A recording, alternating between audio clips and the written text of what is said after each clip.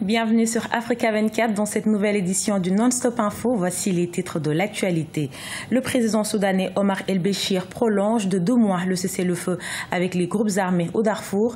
Décision prise à l'issue du dialogue national. Session ordinaire de la 4e législature du Parlement africain à Sharm el-Sheikh en Égypte. Zoom dans ce journal sur la libre circulation des biens et des personnes, un des principaux chantiers du Parlement africain. Et puis redressement fiscal de Randgold Ressources. Le Mali pourrait suspendre les exportations de la compagnie minière.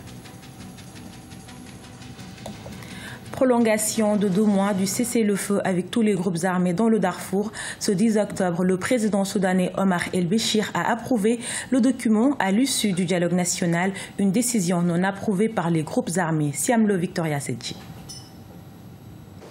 Le président Omar El-Béchir vient de prolonger de 2 mois le cessez-le-feu décrété depuis juin 2016 au Darfour, dans les États du Nil Bleu et ceux du Corfodon Sud. Une décision qui intervient au lendemain de l'adoption du document final du dialogue national. Pour honorer cette occasion et célébrer ce nouvel environnement politique, j'annonce l'extension du cessez-le-feu jusqu'à la fin de cette année. Le Soudan a approuvé ce lundi 10 octobre le document final du dialogue national. Fruit des accords entre plusieurs parties signataires favorables, à savoir les représentants de partis politiques, des groupes armés et les organisations de la société civile, le document couvrira les principes de liberté publique et servira de base à la constitution permanente du pays. Je déclare ici que nous allons suivre strictement ce document et exercer une tolérance zéro sur les actes qui nuisent à notre développement politique. L'Alliance de Front révolutionnaire et d'autres mouvements armés du Darfour ont cependant exprimé leur désaccord face aux conditions d'approbation de ce document. Ils avaient souhaité l'organisation d'une conférence préparatoire avant l'adoption de l'accord final. Ils n'ont plus le droit de se rendre au Burundi. 3 experts des Nations Unies déclarés persona non grata par le gouvernement burundais. Il s'agit de 2 hommes et une femme, rédacteurs du récent rapport accusant le gouvernement de graves violations des droits de l'homme. La libre circulation des biens et des personnes est un des principaux chantiers du Parlement africain. Les premiers jalons de cette ambition panafricaine ont déjà été posés à travers le lancement du passeport unique africain. C'était lors du dernier sommet de l'Union africaine à Kigali, au Rwanda. Toutefois, le projet politique de suppression des visas sur le continent reste encore loin d'être une réalité. Reportage d'Ibril Fofana, envoyé spécial à Sharm el-Sheikh. Le 17 juin 2016, lors du dernier sommet de l'Union africaine à Kigali, le passeport unique africain a été présenté. Remis dans un premier temps au président, au chef de gouvernement et au ministre des Affaires étrangères, il devrait être élargi à tous les Africains en 2018. Toutefois, la matérialisation concrète de cette ambition reste confrontée à de nombreux écueils. Aujourd'hui, le Parlement panafricain s'emploie à démanteler les obstacles politiques, législatifs et idéologiques à la suppression des visas en tous les pays du continent. L'objectif, c'est que tous les Africains puissent se mouvoir sur l'ensemble de l'Afrique sans restriction. Et je crois qu'il est bon que l'Union africaine ait adopté cela comme principe. Maintenant, ceci dit, il y a le principe et il y a son application. Dans son application, il y a des régions plus avancées que d'autres. Dans la région ouest africaine que je connais bien, dans CEDEAO, il y a vraiment la libre circulation. Au lieu d'avoir une approche globale, on peut avoir une approche région par région, regroupement par regroupement pour faire avancer les choses. Et je crois que c'est comme ça que le problème a été posé. Déjà au niveau des parlementaires, nous avons un passeport africain qui nous permet de voyager sur l'ensemble des pays africains sans visa, sans autre formalité. Donc ça veut dire que c'est possible, ça veut dire que c'est faisable. À ce jour, seuls 2 pays africains exemptent les ressortissants africains de visa. Il s'agit des Seychelles et du Bénin depuis le 5 octobre. D'autres pays comme la Tunisie en Afrique du Nord ont depuis 2015 supprimé le visa d'entrée pour 6 pays, à savoir le Burkina Faso, le Congo, la République démocratique du Congo, le Zimbabwe, le Botswana et la Centrafrique. Oui, vous voyez que l'Afrique, c'est quand même 1,1 milliard de consommateurs, mais le commerce intra-État ne marche pas. Donc je crois que si aujourd'hui nous parvenons à avoir des législations communes pour que les citoyens africains puissent se déplacer librement, c'est déjà un grand succès. Le Parlement panafricain a un rôle éminent à jouer dans ce projet continental. Mais pour cela, au-delà des discours, il doit pouvoir exercer un pouvoir législatif réel qui engage les États du continent. C'est à cette aune que l'élan naissant pourra aboutir à une Afrique sans visa. Au Mali, le gouvernement et le groupe sud-africain Randgold Ressources sont en plein conflit fiscal. Le gouvernement malien a récemment décidé de sanctionner la société d'exploitation d'or en fermant ses bureaux. D'autres sanctions pourraient prochainement tomber si la multinationale ne règle pas une facture d'au moins 46 milliards de francs CFA. Gladys Mwamba.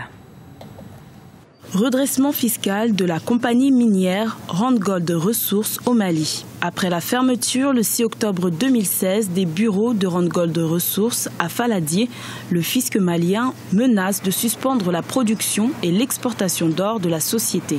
En cause, des arriérés d'impôts de plus de 46 milliards de francs CFA.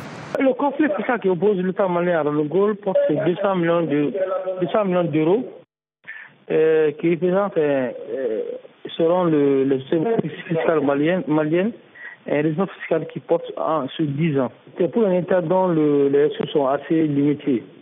C'est environ une vingtaine d'écoles primaires, c'est environ un nouveau port à Bamako et c'est environ une route de 100 km. C'est pour dire que le montant est assez important pour le pays comme le Mali. La compagnie minière Randgold Ressources exploite 3 des 9 mines d'or en activité au Mali. La production annuelle d'or au Mali est estimée à 50 tonnes par an, dont 21 tonnes seraient extraites par Randgold Ressources. Les deux parties sont en négociation. Pour l'instant, ils ne sont pas parvenus à se mettre d'accord sur les modalités de paiement. Comme vous venez de dire, Randgold veut payer seulement les 1/3. Et surtout, elle veut porter l'affaire devant les tribunaux internationaux. Et on espère que les deux parties sont vraiment posées à trouver une solution à l'amiable. Le gouvernement malien perçoit 20% de l'or produit par Randgold Ressources, ce qui représente 7 à 11% du PIB national. Le Mali est le 3e producteur d'or du continent africain, après l'Afrique du Sud et le Ghana. Au Nigeria, les déplacés font face à plusieurs défis d'adaptation. Témoins de meurtres ou de violences physiques, ils sont le plus souvent victimes de troubles mentaux. Le CICR et la Croix-Rouge de la région leur apportent une assistance humanitaire. Habib Faye. Au Nigeria, l'accroissement de la violence et les attentats perpétrés ont provoqué des maladies mentales telles que la dépression, le stress sévère, l'anxiété, les troubles de panique dans certains camps de réfugiés. Gambo Ashkaju, qui a trouvé refuge dans la ville de Yola, fait partie des victimes. À cause de l'insurrection de Boko Haram qui a tué 15 000 personnes et déplacé plus de 2 millions depuis 2009. Il a perdu sa maison ainsi que son emploi. À Yola, il peine à s'assurer le pain quotidien. Je vois en rêve ceux qui ont été massacrés. Chaque soir, je revis ces atrocités. Quand je me réveille terrifié, je lutte pour me rendormir. On nous refuse des emplois parce que nous ne sommes pas d'ici ou parce que nous sommes des déplacés. Nous sommes considérés comme un risque et indignes de confiance. Depuis mai 2016, Ashkaju participe aux séances de conseil hebdomadaires destinées aux victimes de la guerre. Elles sont animées par les volontaires de la Croix-Rouge nigériane. En peu de temps, plus de 200 personnes souvent confrontées à la stigmatisation ont été formées. Ce que nous pouvons faire, c'est de les écouter et tenter de trouver des solutions avec eux. Nous essayons aussi de trouver des mécanismes d'adaptation. C'est un groupe de conseil, mais c'est également un groupe de soutien car les participants ont besoin de soutien mutuel. Plus de 2,4 millions de personnes ont fui leur foyer en raison du conflit qui sévit dans le nord-est du Nigeria.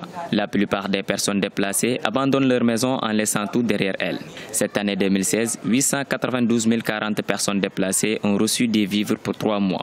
308 594 patients ont été pris en charge dans 14 centres de santé et les 6 cliniques mobiles. Dans le même temps, 130 000 personnes ont bénéficié d'un accès facile à l'eau potable et à l'assainissement. Ce journal a été réalisé par l'ensemble de la rédaction. Nous vous remercions pour votre fidélité. Dans un instant, une nouvelle édition de l'actualité sur Africa 24.